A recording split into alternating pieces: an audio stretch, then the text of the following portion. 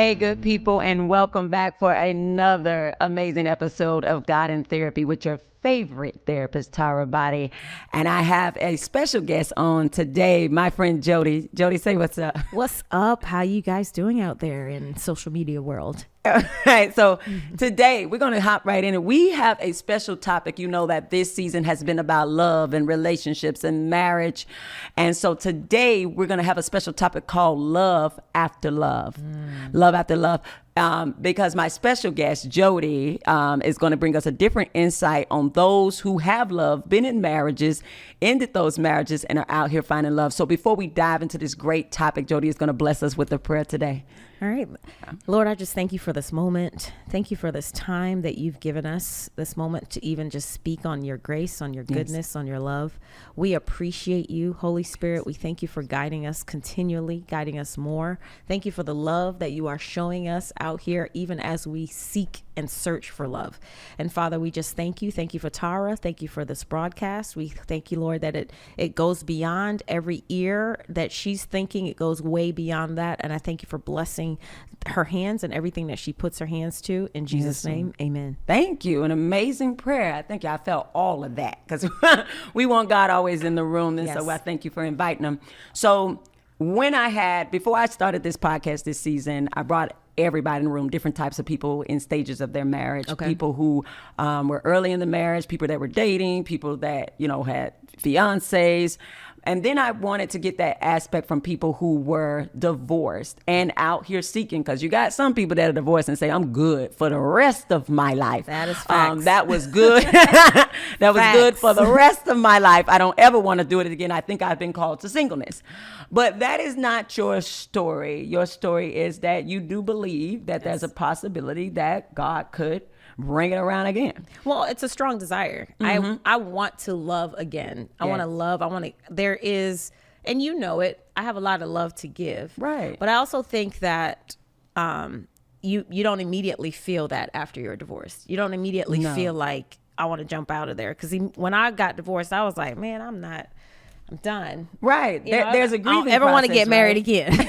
Because there's a grieving process that I'm going to be honest with you, at the marriage counselor, when I'm meeting some people and they're in the third, fourth marriage, one of the questions I ask them is, what did you do after your divorce for grieving? Right. Because a lot of them will tell me they didn't get any counseling. Right. Because they didn't even see the divorce as a trauma. Right.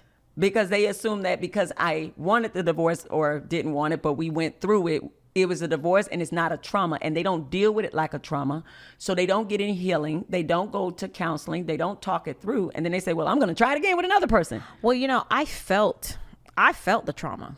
Yeah. I mean, even though we both wanted to be separated, spiritually, if that's what you want to call it, if you believe in spiritualism, for anyone that's watching. Most of the people on this show. I felt the breaking of the covenant. Right.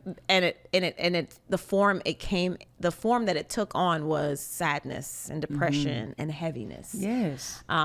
So I will say that for a while I didn't seek counsel. I just sat in the sulk of it. Right. Until I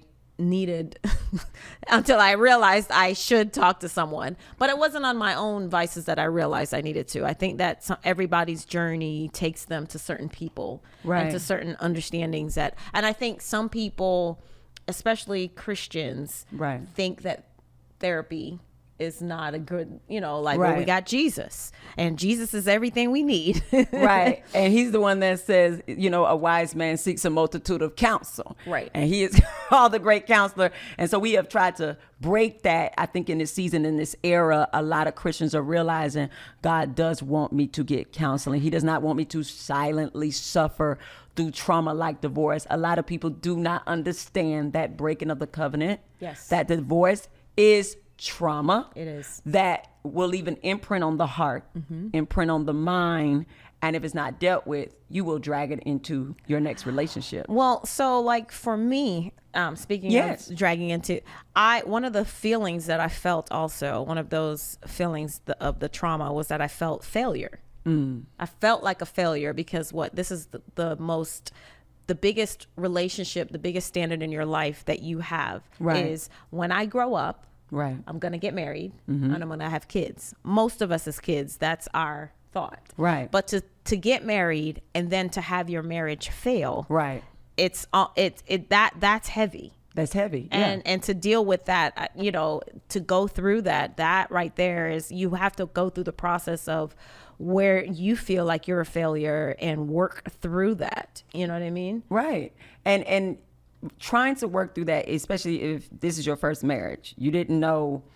A lot of people get married and don't really even know what they need in that marriage. And we talked about that on the show, not knowing each other's backgrounds, not knowing the questions I should have asked before we got married, not knowing once we got married some other questions we need to ask to gain understanding of their background, your background. And a lot of people leave marriages feeling like I'm a failure, but you're not a failure. It is just a lack of knowledge going into these marriages, especially when we're young. Yes. Not knowing that we're bringing in our parents the way they did marriage. We're bringing in the way they viewed marriage. Yes. Because I tell a lot of women, you could be responding to your husband based upon what your mother's view of men is, and that ain't even your man. And your man is not even like her man. And it was subconsciously planted in us. It's just something you emulate what you see without even knowing. And it's funny you say that, because a lot of us in the Christian world, we go to counseling, and sometimes the counseling is 6 weeks, sometimes I feel for the like premarital I feel like it should be more extensive than that. I feel like there should be more investment. It doesn't have to be a church counselor or your own church. I feel like it should be a non-biased person. I agree. As the second counselor to a lot of people who went to their pastors and they said my pastor didn't really have marriage counseling experience or a certification in that, and they just knew him since they were young. Right. And I feel like when I think about my experience, I got married at 23. Right. Me too. So, so even some of the advice, I admit, we didn't, we wanted to get married because we were so in love. Right. There was a advice that says, hey, how about you guys wait another 6 months? But we didn't want to take that. We were ready. Right. So sometimes we do get advice and sometimes we don't heed it. Right. And not everybody ends in divorce. No. Some people fight through and make it through the hard times, which is what relationships are about, is the highs and the lows. Unfortunately, it didn't occur to me that until after I was divorced, that my own family history could probably, after I got divorced, I said, oh, my parents are divorced. And then I took a look at my parents' relationship. It wasn't that good for most of my life. Right. So I don't think I knew or understood the strength of the marriage completely, even though we had a good marriage. That's a complicated response considering we got divorced. Right. But it made you just reevaluate everything. And you said something there, because you could have, and I always tell people, there's no such thing as a bad person, because when God said everything he made is good, we're good people. That's why I always say, hey, good people, because we're good. Yes. But we can get into these marriages with all of these other thought processes from our parents, training that we didn't know we were receiving. Because when God says train up a child in the way they should go, our parents are even training us for marriage when we're looking at them. And I tell a lot of parents, be very careful, because you don't have to tell your child how to respond in a marriage. They're watching yours. Yes. And they're either going to be encouraged to be married by watching yours, or discouraged. Yes. Even if they get into a marriage, they're still going to be imitating what you trained them to do. So when I'm looking at, okay, me and my spouse have conflict because we're two different people, right? You're going to always have conflict. Yes. If I saw my parents negatively deal with that conflict, fighting, arguing, gossiping about each other, not having good communication, the day I conflict with my spouse, that stuff is downloaded. What's in my memory bank is going to come up. I remember every argument. Yeah. And my household was very tumultuous. Right. I don't remember my parents ever being happy, but my dad is remarried and he's very happy. Okay. So I never saw that growing up, but I feel like even though so we're born in pain. Right. A lot of us are raised in bad households. It doesn't mean that our end will always be a bad one. but I'd never seen what a happy right. So how are you going to emulate something you never seen? But you know what? One thing about what you were saying, I feel like for people that have children and are in marriages, or if you want to get married, I feel like it might be a great idea to not just allow our kids to see us be healthy in marriage, but I feel like it's good to talk to them about, hey, when you get married, make sure you do this, or when you get married, this is important, or when you get, you know what I mean? Because they soak up everything. And I feel like giving them that information or talking to them about it prior to, I feel like it's just an excellent, because that's one of the things I'm talking to my son about. Yes. Because I feel like the weight of divorce weighs on some families sometimes. Right. Absolutely. And you know, it's just like, even on his dad's side, there's divorce in their family. On my side, there's divorce. But divorce is just so prevalent now. But I feel like marriage is such a great thing, and it is something that I really want. Again, but only with the right and it is a beautiful thing. And I'm glad that, you know, because there's actually studies that say people who have been married are actually most likely to get married again. And it said, especially amongst men, it says men that have been married once are actually more likely to get married again. Because you know what you want. Well, they see the benefits. I think when people get divorced, I've never met a person that got divorced that said there was zero benefit to it. Because when you are in partnership and you have that help and you have that accountability, there are good moments. It's just that when the hard moments show up, people don't know how to deal with the hard moments. And then if you live in this fantasy land of fairy tale, you assume immediately if there's conflict, something's wrong with my marriage. My marriage is broken, or we're broken. No, you're not. Everybody has conflict. Yeah. Everybody. And you just have to learn to talk through everything. I mean, it's easy for me to say that now that we're here and we're not in conflict. Right. But one thing I've learned, like you said, being married before, is that communication is big for me. Right. And I was talking to a guy, and he said to me, he goes, man, you're a communicator. And I was like, there's no other way that I know, because I don't want to assume your feelings. Right. And I definitely don't want you to assume mine. Mm-hmm. I would want you to ask me if you don't know where I am. Did you learn that after your divorce, or you feel like you were always? I learned that after. Yeah. Because during my marriage, when I look back, because I got married at 23, so I was a baby. Young. Mm-hmm. I was very internal. I feel like I would shut off a lot. I got defensive a lot. I did the woman thing that I heard as a woman thing. If he brings up something you do that hurts my feelings, I'll say, but what about what you do? Jump on the fence. Right. But understanding, because it hurts in the moment for someone to say, you know, this is what you're doing. This is what you're doing. It's ugly. Mm-hmm. But it's hurting me. But you want to say, well, then even if it's true, because a lot of times when our spouses check us, it is true. Right. But I don't want to hear that. Right. And even though it's true, can I point out something you did? Right. Too? Instead of sitting in that and saying, you are correct. Right. or just, all right, you're right. Yeah, let's deal with that right here. Right. But give me a moment. Let me process it. I've learned that I had to be able to take the accountability for myself, or just take the reality. Yeah. Because sometimes we create this false person of who we think we are, or what we're projecting out, and not what we're doing. Right. And how the other person is receiving what we're doing. Right. Because sometimes everybody loves different and everybody receives loves different. Right. So one of the main things for me about coming out of a divorce is how I make sure that I'm communicating everything, so that I understand that how I do things, you're not offended, or maybe you like what I'm doing, so that I understand. A check-in. Right. So I understand how you're receiving my love. Are you considering this love? Is this respect to you? Is this disrespectful to you? And so for me, it is important to be able to be with someone that's willing to communicate, that's willing to be open. It's a necessary assessment that a lot of couples do not do. And I tell couples, you need to do it often. You need to assess with your spouse.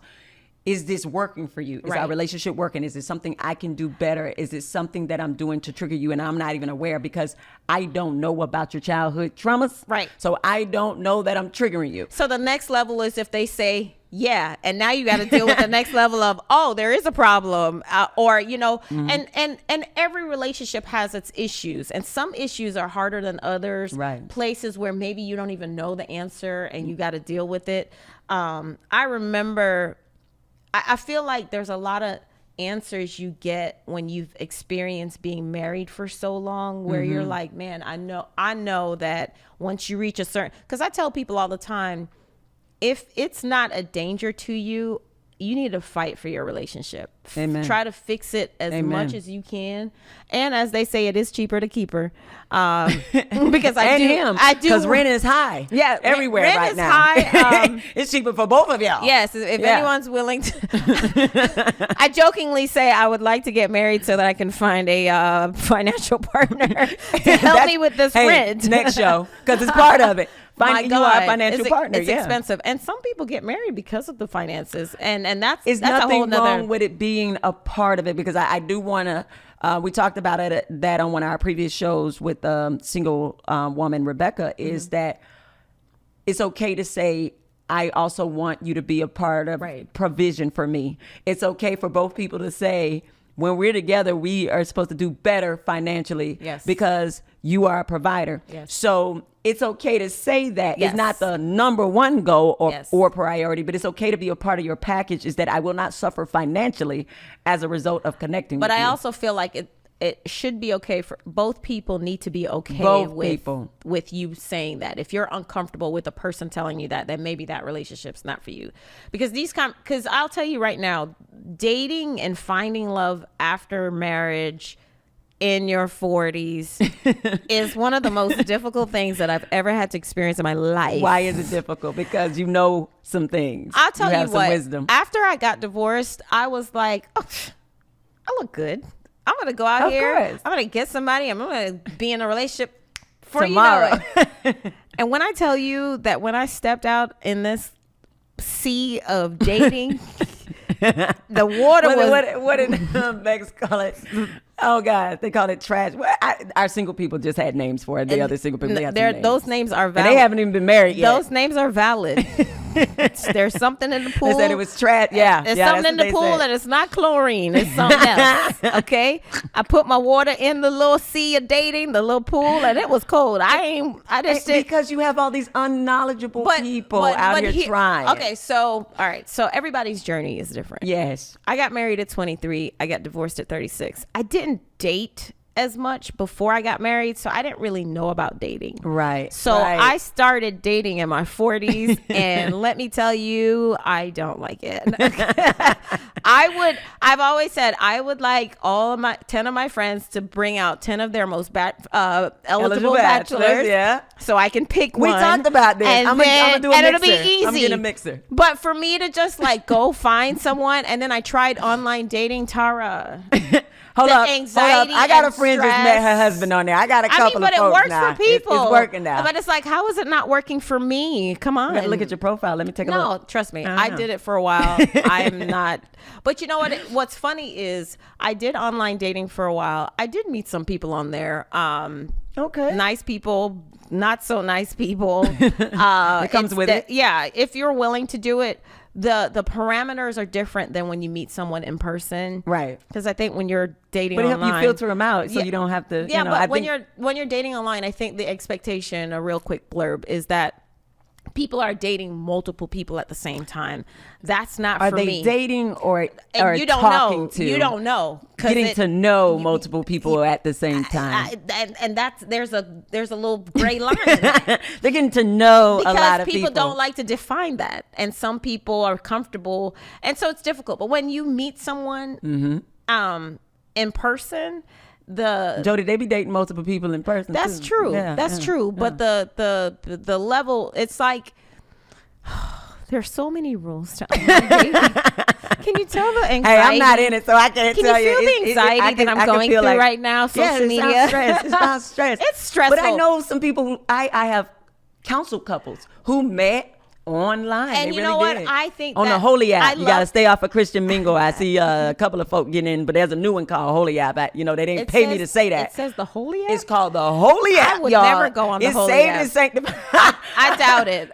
I doubt The it. Christian not going. You're not going. I doubt it. Because they meeting people. I doubt it. But they filter out a lot of the. I doubt it. Okay, I doubt it. That's fine. They might have a good credit check, but it don't mean your heart check is. I was just the giving same. you more apps. I'm not. to No, try. I'm not going on it. what are you on? Okay, so online dating is not for me, only because I didn't have a lot of experience with dating, but it was very stressful and I didn't like it. It's okay. For like the online dating, the whole there's like these unsaid rules that happen. So like after 3 months, for example, then they're like, oh, okay, then you can say, am I dating? I'm still dating, seeing other people that I met online. I think I still want us to keep going forward. And I was like, after 3 months, that's my time. 3 months online?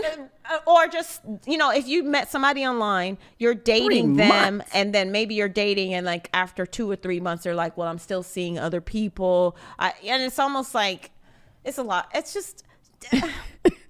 God, can you just send someone? I have my philosophies. You're grown, like you said. You're over 40. Yes. Yeah, at 3 months we need to say what we're doing, and if we're not doing anything, bye. We can be absolutely. friends. And that's okay. It's I know people used to laugh at speed dating, but honestly, you need to meet someone. Let me see if we vibe. We don't. After we had enough conversations, it didn't work out.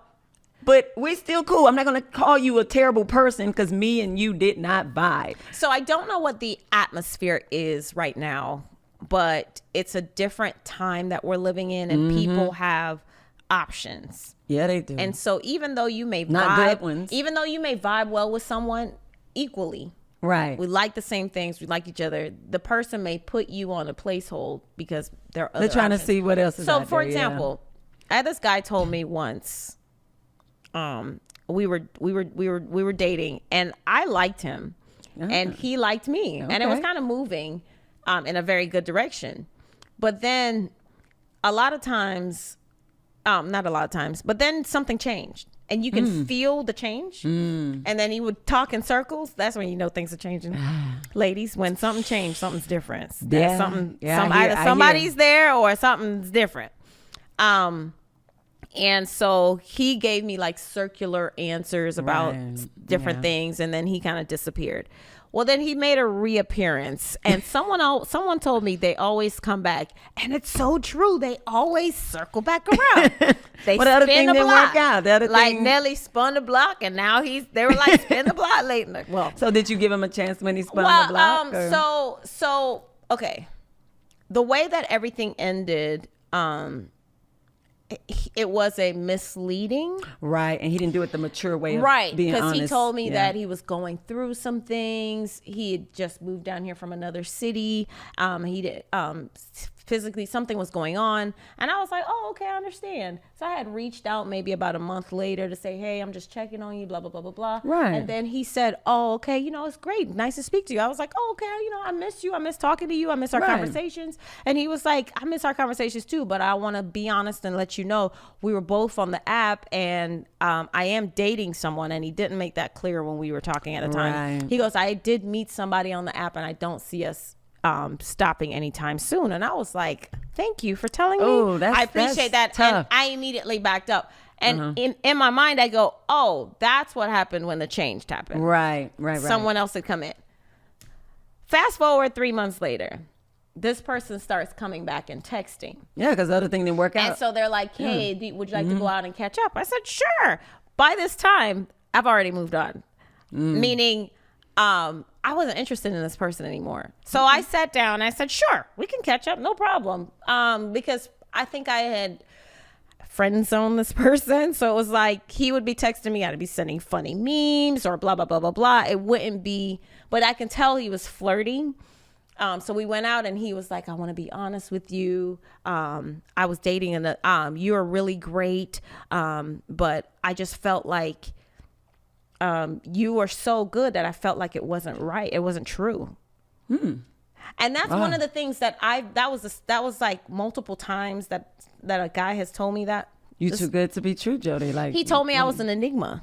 And I had to Google that word first because I thought it was rare. a disease. I'm not even gonna lie. That wasn't in my that's okay. That's don't okay. judge me. I That's went to okay. school, I promise.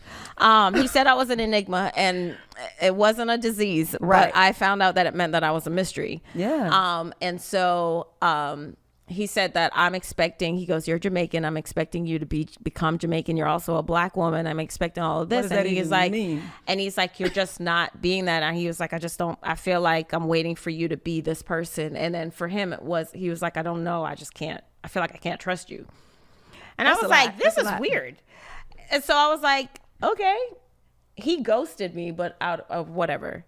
Now, currently, this guy I'm talking to, he said, I'll be honest with you. We have such a great connection. And like, he was like, I feel like I was falling for you. And he was like, I feel like this wasn't real because like, I just felt everything was good with you. But then I met this person, stupid, told her about our conversations. And he said, I feel like she started emulating what I would tell her that you were. Either way. That's really odd. So I'm going to bring it in for a second. So with all this going on, I know it's a long story. how are you really, I'm sorry. finding love after love? You're still out here though. You haven't packed it in yet. You're saying, I'm still going to keep going. So I'll say this. I'm still out here and I'm still dating. I'm in a great place. Right. And do you feel like God is, because even through divorce, God can still give you lessons, grow you, develop you to where you may feel like, no, my next time, I know the questions to go into. Yes. I know how to handle conflict with my next spouse. I know how to communicate better, because that's what I'm hearing is you have done a lot of maturing. You've done a lot of development, and you're looking for a man that has done the work as well. But that's the important part is you got to do the work. Right. As a friend of mine that I know has done the work, and you have to work on yourself. Yes. And it's the things that you do when you're by yourself that's important. It's the words that you tell yourself when you're by yourself, or when you tell the things that you tell yourself. You have to realize where you are, and you even have to be real with yourself. Am I ready to be in a relationship with somebody? Am I ready to invite another man? And it's funny because when you embark into another relationship, maybe the things that you dealt with in your past relationship, why you became divorced, will come up because you haven't dealt with it. Right. Everybody's Absolutely. reason for being divorced isn't the same. Right. And so I'm not saying I'm out here perfect. I mean, I might be close to it. I'm just kidding. Hey, if you don't gas yourself up, who else?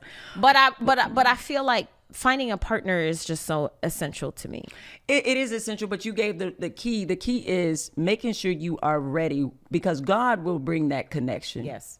He will bring that connection. A lot of people feel like they have to get it, but I've met too many couples that said on a random day when I wasn't looking and doing anything, God brought that to me. They weren't on an app. They weren't doing anything. They said, I met that person. And so it is God who's looking down on us and saying, I see the work. Yes. I can bring my son or my daughter to connect with them because I see this pair is going to be a kingdom couple, partner with each other.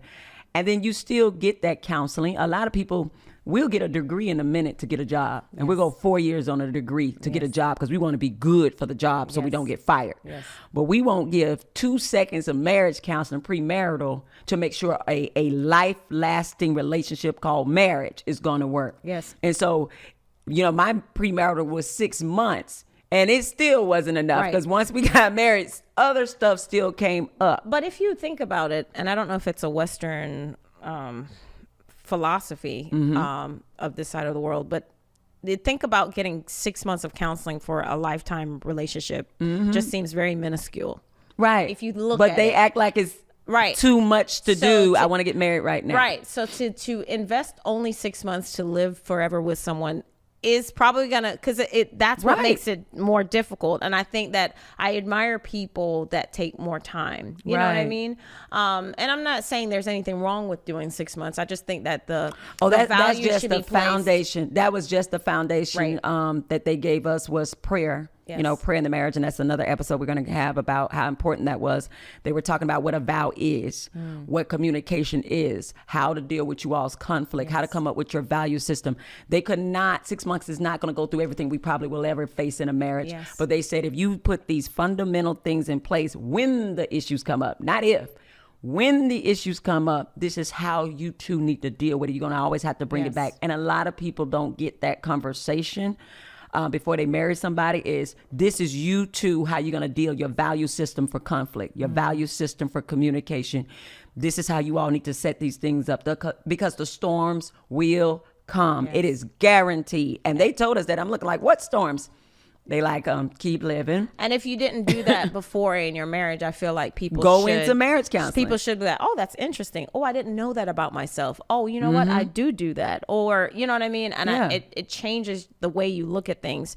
But if I could share this, and I wanted to share, when I first embarked on our divorce, when it first happened, I was so broken. Yeah. I remember the season. And there's no time limit on your brokenness. No. I remember the season when we were going through the process and we had gotten divorced, the breaking was so difficult that you could have said, hey, do you want Starbucks? And I would just start crying. Yeah. I just felt like it was almost like you can touch me, and I felt like tears would just come out. Yeah. It was so there's nothing wrong with you. You're just grieving. And I didn't know it was grief until I went to a therapist. Right. And when she told me, I was flabbergasted.